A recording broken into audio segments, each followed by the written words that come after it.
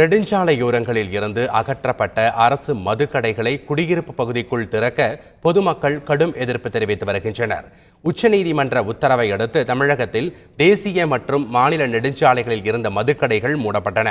இந்நிலையில் கன்னியாகுமரி மாவட்டம் தொலையாவட்டம் நெடுஞ்சாலை பகுதியில் மூடப்படாமல் இயங்கி வரும் டாஸ்மாக் மதுபான கடையை அகற்ற வலியுறுத்தி பெண்கள், கல்லூரி மாணவர்கள் என 100க்கும் மேற்பட்டோர் ஆர்ப்பாட்டத்தில் ஈடுபட்டனர்.